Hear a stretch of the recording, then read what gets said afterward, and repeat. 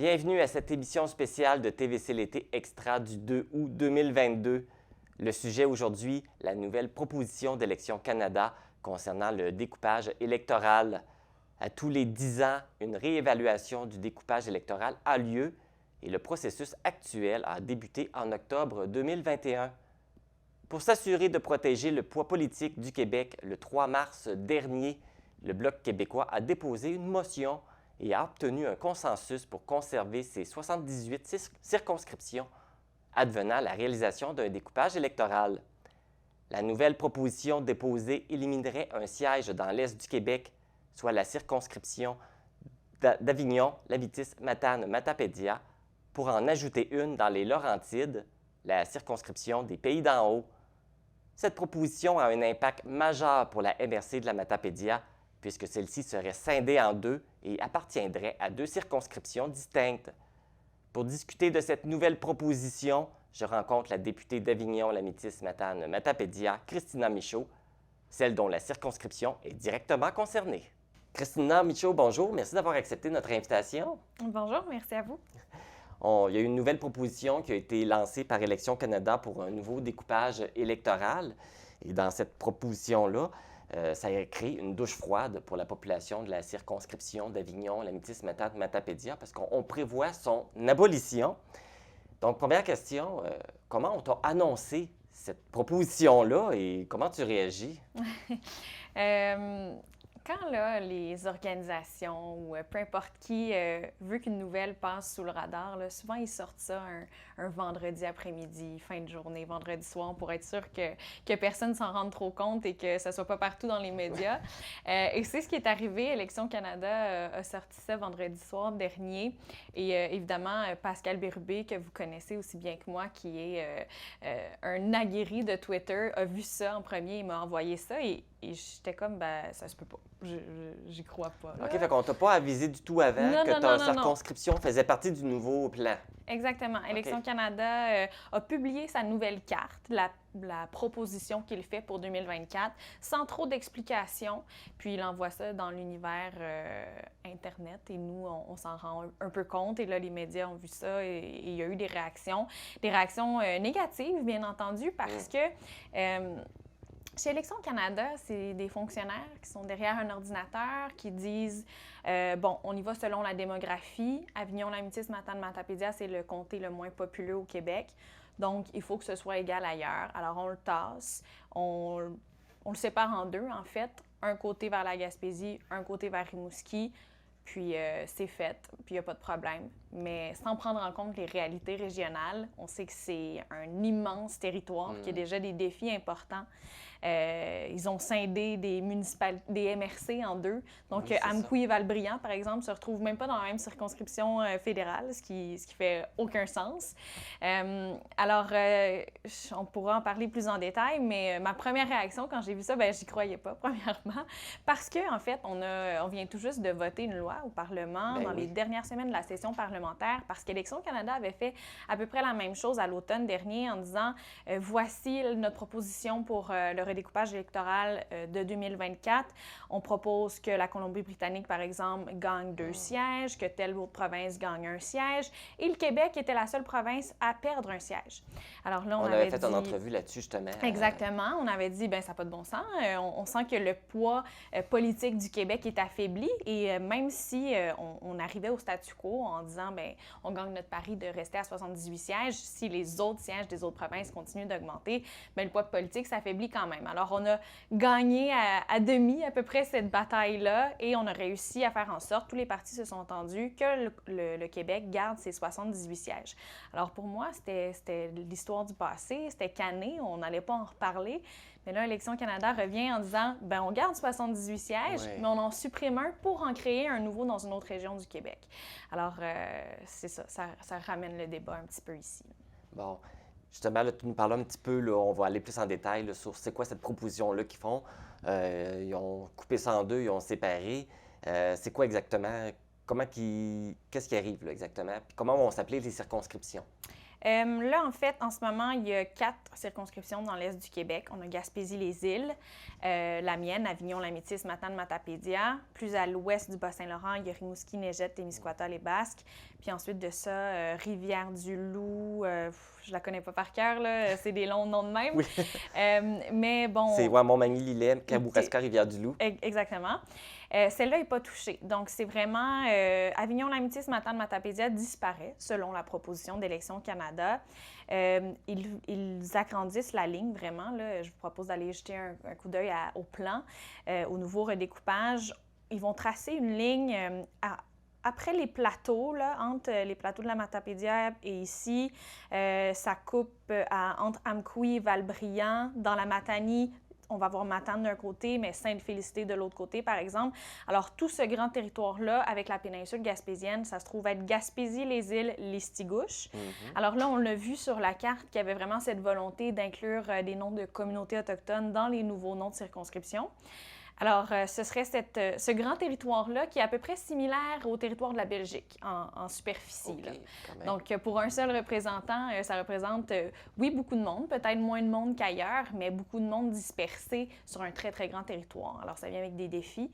Puis, Rimouski, Négette, Témiscouata, les Basques deviendraient Rimouski-Matane, tout simplement. Alors, de Matane jusqu'à juste avant d'arriver à Rivière-du-Loup. Alors, ça crée 2 immenses circonscriptions. Gaspésie-les-Îles, Listigouche deviendrait probablement la plus grande circonscription au Québec. Donc, ça vient avec des défis énormes parce que si on va d'une pointe à l'autre, d'Amkoui à Percé, par exemple, c'est à peu près 4h30 de route et on n'est pas encore rendu aux îles de la Madeleine. Alors voilà. Mais là, on parlait justement de couper les MRC en deux. Ils peuvent faire ça parce que je me mets à la place des MRC. Quand ils ont des projets pour leur territoire, qu'ils ont besoin d'aide du député qui est là, ça veut dire qu'à ce moment-là, ils seraient appelés à faire affaire avec 2 députés. Il faudrait que les 2 députés s'entendent pour aider une MRC. C'est un peu particulier quand même de penser que ça pourrait fonctionner comme ça.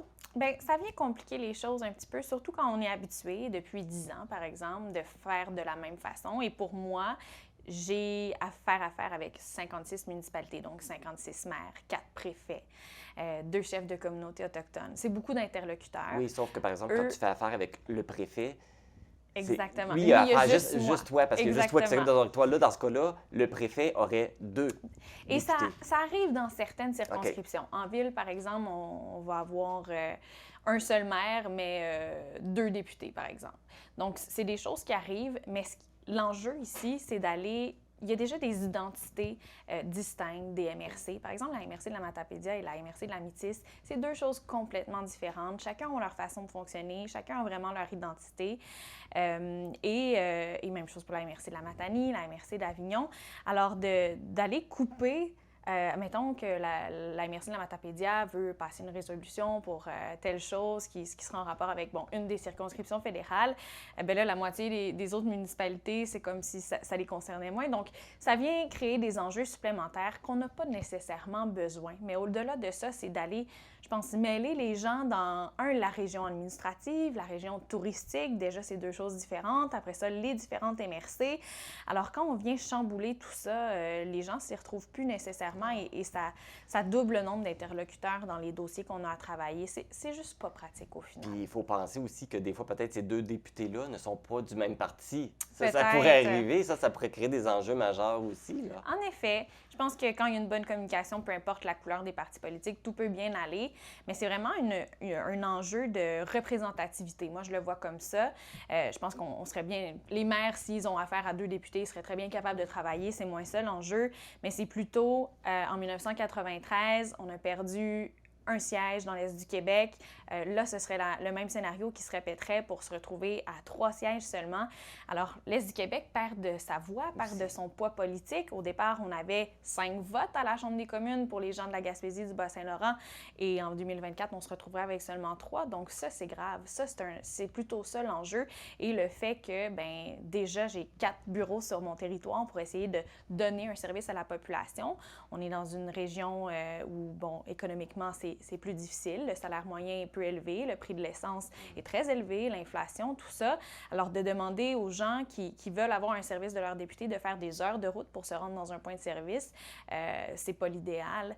Et c'est déjà un peu le cas, là. J'ai essayé de servir la population avec les 4 bureaux dans les 4 MRC, mais on ne peut pas tout faire non plus et de faire des heures de route pour aller à la rencontre de son ou sa députée ou des citoyens, ça non plus, c'est vraiment pas l'idéal. Oui, parce que comme on l'a mentionné, même s'ils conservent 78 sièges au Québec, le siège que nous, on perd, le nouveau, il est dans la région des Laurentides. Donc, Exactement. on perd vraiment une voix. Et je vais revenir parce qu'on l'a mentionné aussi, mais je veux qu'on aille plus en détail là-dessus. Une des raisons qui a été mentionnée pour ça, c'est au niveau démographique, parce qu'il disait qu'on était une circonscription qui était la moins peuplée. Donc, ça dit, si on comprend, ça dit on ne serait pas assez de monde pour conserver notre circonscription. Exactement. C'est ce sur quoi Élections Canada se base principalement. C'est vraiment la démographie. Donc, eux, ils évaluent depuis tant d'années quelles sont les projections. Est-ce que la population va baisser? Est-ce qu'elle va augmenter? Et bien entendu, on a un très grand territoire avec moins de monde dessus, mais ça vient avec d'autres défis, d'autres réalités. En ville, c'est certain qu'on peut avoir une circonscription de 3-4 rues avec un seul bureau, toute l'équipe à l'intérieur de ce bureau-là, un service accessible à toute la population. Ça se fait à pied pratiquement pour aller au bureau du député.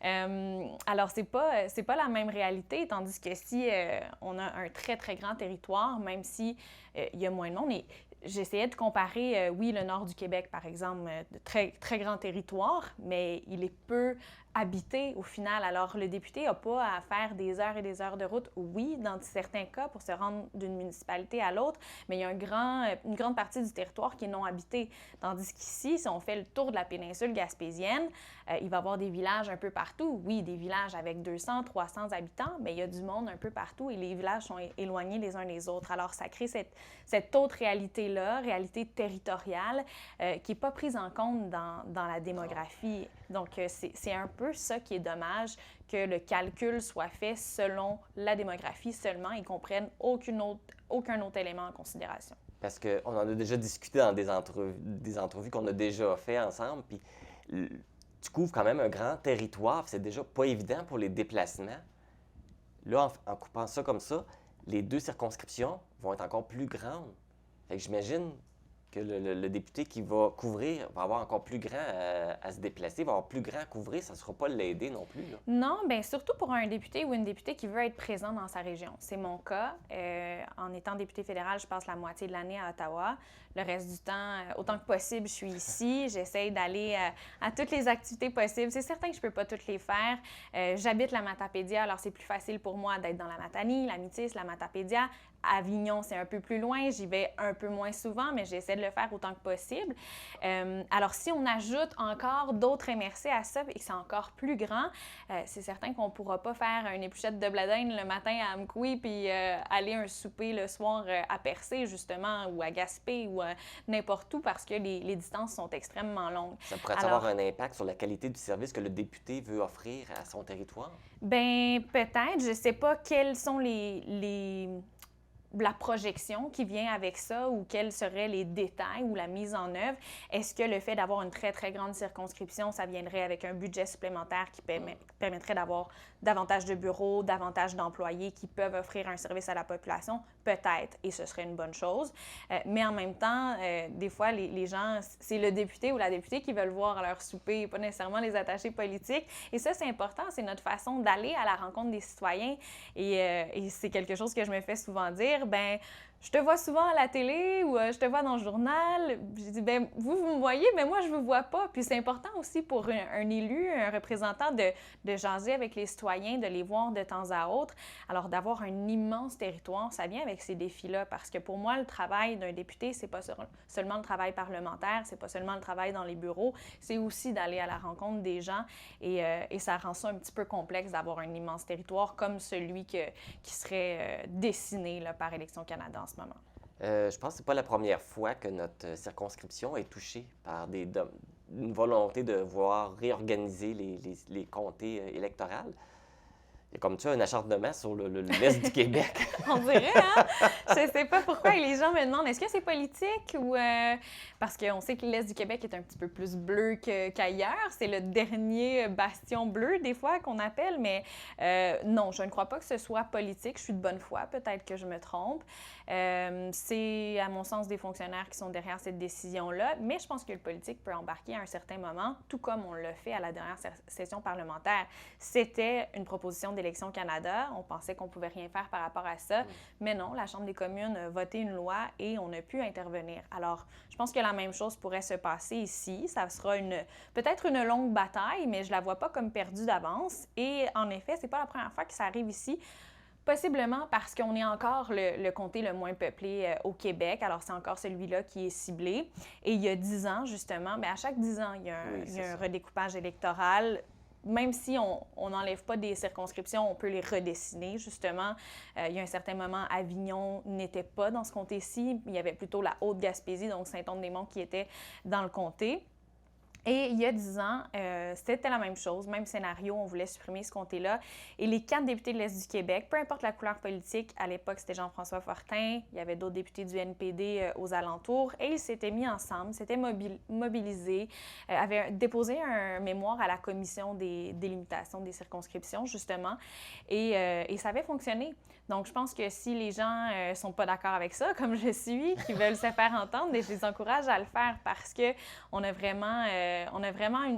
une décision là-dedans. C'est pas seulement... la décision ne revient pas seulement à Élections Canada. Je pense que les gens doivent se faire entendre. Et quand ça vient complexifier les choses comme ça, de changer toujours Avignon et dans Gaspésie, quelques années plus tard, ça ne l'est plus, ça vient compliquer un petit peu les choses. Non, puis là, comme tu mentionnes aussi, ça a été annoncé. C'est une proposition. Il n'y a rien qui est adopté encore pour le moment. Puis effectivement, on va se battre pour garder notre circonscription. Et le public, justement, va être appelé à se prononcer. Il va y avoir des audiences publiques début septembre, justement, pour avoir l'opinion des gens. Donc, comment ça va se passer, ces audiences publiques-là? Est-ce que tu as plus d'informations? Écoutez, pas vraiment. Comme je le disais, Élections Canada a lancé ça vendredi soir sans trop expliquer comment ça... Mais si vous allez sur le site d'Élections Canada, vous pouvez envoyer déjà des commentaires. Vous pouvez voir les différentes audiences publiques, à quel endroit. Par exemple, il y en aura une à Matane, 7 septembre. Le 7 septembre, oui. À 9h au motel La Vigie à Matane. Et la population peut s'y rendre pour se faire entendre, pour dire les commentaires. Et c'est extrêmement important de le faire. Les élus, peut-être qu'on aura un autre canal de communication pour le faire. J'ai aucune idée comment ça fonctionne, mais je sais que s'il y a un mémoire à être déposé, on va le faire et je suis prête à contacter les députés de l'Est du Québec. Alors, on parle de Bernard Généreux dans Rivière-du-Loup, qui est conservateur, mon collègue Blanchette-Jonca à Rimouski, du Bloc québécois, et Mme Leboutillier du Parti libéral en Gaspésie. Je pense que pour ce que j'ai vu dans les médias et sur les réseaux sociaux jusqu'à aujourd'hui, on s'entend pas mal toutes sur le fait que ça n'a pas de bon sens de supprimer un comté dans l'Est du Québec. Alors, c'est le temps de mettre la partisanerie de côté, se mobiliser, faire quelque chose ensemble pour que notre voix soit plus forte, mais la voix de la population, elle est tellement importante. Alors, ce sera l'occasion pendant les séances publiques là, d'aller faire entendre sa voix et de dire, bien, je pense qu'Avignon, l'amitié ce matin de Matapédia devrait rester. Mérite sa place. Voilà.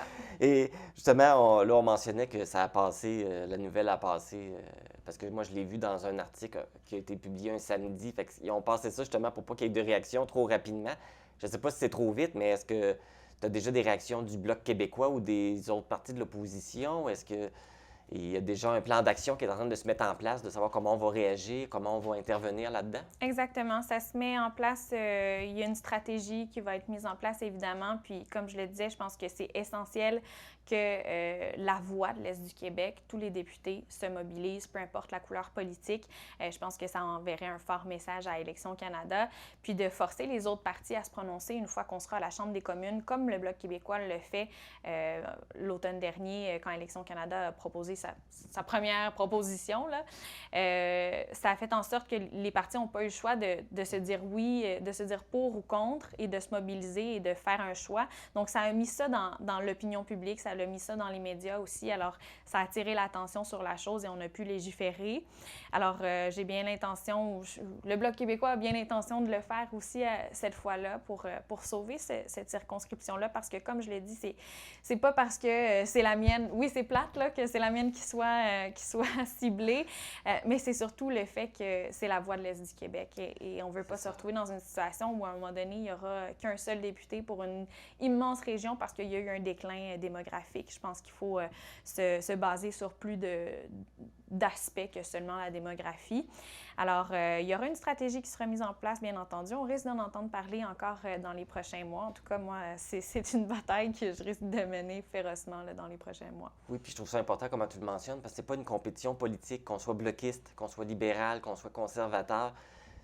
C'est pas la question d'opinion politique, c'est une question d'être bien représenté, puis qu'on soit dans une circonscription qui soit accessible et facilement travaillable pour le député qui est en poste, là. Exactement. Ça pourrait être un député de n'importe quel parti qui représente cette circonscription-là. Puis je pense que la réponse des autres partis politiques devrait être la même. On devrait se mobiliser pour faire en sorte qu'on ne perde pas un siège dans l'Est du Québec, comme tous les partis l'ont fait quand c'était le temps de dire écoutez, le Québec ne doit pas perdre un siège au détriment des autres provinces.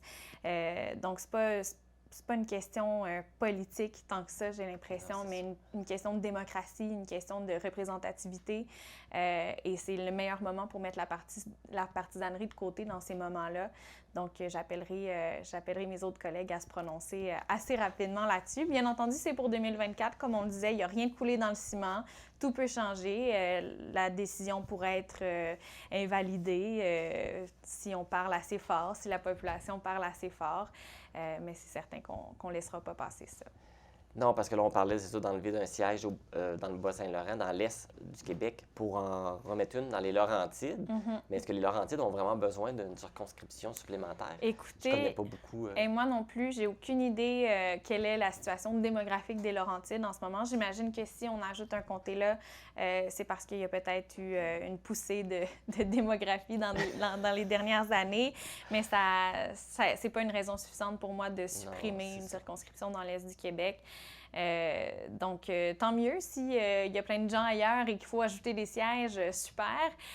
Mais pas au détriment de la population d'ici, parce que chaque voix, chaque vote est important au final à la Chambre des communes et c'est vraiment ça le devoir et le travail d'un député de représenter et d'être la voix des citoyens d'ici à la Chambre des communes. Alors, voilà. Là, le message qu'on reçoit, ça veut-tu dire qu'il faut faire des enfants? C'est ça, quasiment. Non, je viens pas ici pour vous dire de faire des enfants. Mais c'est quelque chose qui est revenu dans une entrevue que j'ai donnée.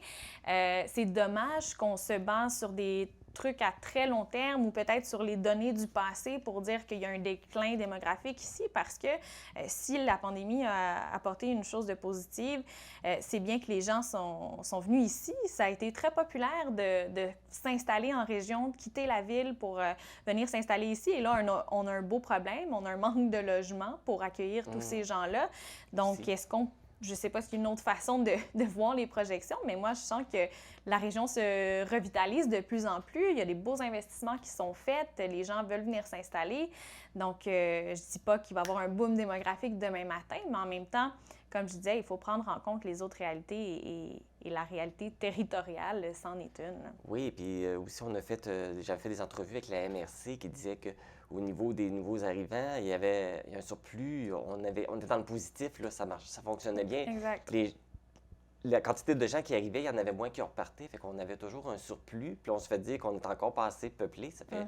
Il y a comme des contradictions qui sont des fois dures à comprendre, là. Bien, exactement, puis c'était une belle surprise cette année quand on a fait ce calcul-là, parce que c'était la première fois depuis 20 ans que le calcul démographique, là, justement, on était dans le positif en Gaspésie ou Bas-Saint-Laurent, et on espère que ça va se poursuivre dans les prochaines années, mais j'ai l'impression que ça n'a peut-être pas été pris en compte dans ce fameux calcul d'Élections Canada.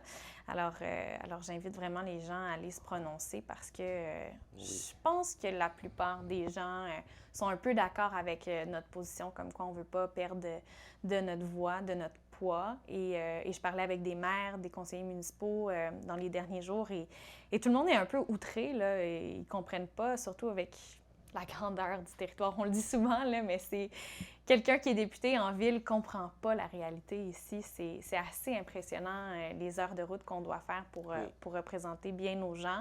Donc, c'est pas que j'aime pas ça faire de la route, là, j'en fais en masse, puis je suis capable, mais c'est une question de représentativité. Là. Bon. La question qui tue maintenant, tu dois t'attendre, ça va être quoi? Si jamais ça se produit, on ne souhaite pas. Si jamais on perd notre circonscription, qu'est-ce qui va arriver avec toi? C'est une bonne question. Écoutez, parce que là, il faut que tu choisisses. Si tu veux continuer, il faut que tu choisisses notre circonscription. Bien, c'est ça. Je me suis pas fait officiellement poser la question est-ce que je vais me représenter aux prochaines élections, mais je crois bien que oui. Tout peut changer très rapidement en politique, alors je ne veux pas m'avancer trop vite. Mais je pense que d'ici 2024, je serai encore bonne pour un autre mandat. Mais en même temps, on est toujours dans un gouvernement minoritaire. Ça se peut que les élections arrivent avant 2024. Qu'est-ce qui se passera à ce moment-là avec le redécoupage électoral? Je ne sais pas pour le moment. Mais c'est sûr que je serai de la partie, si ce n'est pas dans Avignon-Lamitis-Matapédia. Mon but, c'est qu'en 2024, si on fait une entrevue, que mon titre, ce soit encore député d'Avignon-Lamitis-Matapédia. Je vais militer pour le statu quo. Puis si ça n'arrive pas et que j'aurai à choisir une autre circonscription, bien, on traversera le pont quand on sera rendu à la rivière. Rendu à la rivière, tout à fait. Très bonne réponse. On souhaite justement ne pas arriver là. Justement, d'ailleurs, ça veut dire que les prochains mois vont être déterminants. Là, il y a une lutte qui va s'embarquer pour conserver notre circonscription.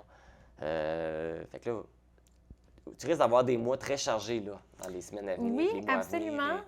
On dit que 2024, c'est loin, mais ça va arriver rapidement aussi. Puis je pense que si on ne s'attaque pas à ce problème-là maintenant, bien, ça peut déraper vite. Et même la commission des limitations des circonscriptions commence ses consultations publiques dès le mois de septembre. Là. Donc, je pense que le débat va être sur la table dès le retour à la Chambre des communes. Puis tant mieux si on peut régler ça rapidement comme on l'a fait. Ça a été assez bien, là, la loi qu'on a passée récemment, justement, par rapport à la représentativité. Donc, si on peut régler ce problème-là rapidement, tant mieux. On va se mettre à la tâche. Oui, puis on va en consultation publique. Là, ça veut dire qu'on a l'intention de prendre en considération l'opinion des gens. Bien, donc, c'est ce qu'on si l'opinion pense. des gens est contre ça veut dire le message qu'on envoie à Élections Canada, c'est retournez faire vos devoirs. Exact. Changez votre proposition. Arrivez-vous avec une autre proposition ou gardez ça comme ça. Normalement, ça devrait fonctionner comme ça. Exactement. Si la voix de la population, c'est retourner à la planche à dessin puis revenez-nous avec une autre proposition, est-ce qu'il y a d'autres propositions? Est-ce qu'il y aurait d'autres solutions que supprimer l'entièreté de cette circonscription-là qui fait près de 15 000 km²? Donc, ce sera de voir ça. En même temps, des fois, il y a des organisations qui proposent des consultations publiques pour faire croire à la population qu'ils ont leur mot à dire, alors que ce n'est pas nécessairement le cas et que ça ne joue pas vraiment sur la décision. J'espère que ce n'est pas le cas. Je serai de bonne foi pour celle-ci avec Élections Canada. Je pense qu'ils sont compréhensifs peut-être dans nos arguments qu'il faut prendre plus que la démographie en compte, mais bon, on verra à ce moment-là à quel point l'opinion publique sera prise en considération dans la décision finale et à quel point le politique pourra intervenir aussi pour peut-être passer une loi justement pour maintenir ce comté-là. Je dis ça, je ne sais même pas si c'est possible de faire ça, mais on évaluera toutes les options. Parce que les temps de l'opinion du public, mais pour prendre cette décision-là, j'imagine qu'ils n'ont consulté personne non plus au niveau, aucun député, personne, je pense, qui a été consulté non plus. Exactement. Parfait. Bien, écoute, on espère que les gens vont assister en grand nombre à ces consultations publiques. Merci beaucoup, Christina, d'être venue nous en faire part, de nous éclaircir un peu sur ça, sur cette situation-là, parce qu'on lisait ça dans les nouvelles sans trop comprendre qu'est-ce qui se passe. Fait que là, ça nous éclaire un peu. Mais bon, je pense que la population de la circonscription sont derrière toi. On va se battre fortement pour garder notre circonscription. Et te garder toi aussi également. Bien, merci beaucoup. Puis j'apprécie que vous ayez voulu mettre la lumière sur cet enjeu-là. C'est vraiment apprécié. Merci beaucoup. Si l'entrevue d'aujourd'hui vous fait réagir et vous voulez commenter et donner votre opinion, ce sera possible de le faire. Il va y avoir des audiences publiques pour la circonscription de l'Avignon Métis Matane-Matapédia. Ça se déroulera à Matane le 7 septembre à 9 h au motel La Vigie. On vous invite à participer en grand nombre pour donner votre opinion.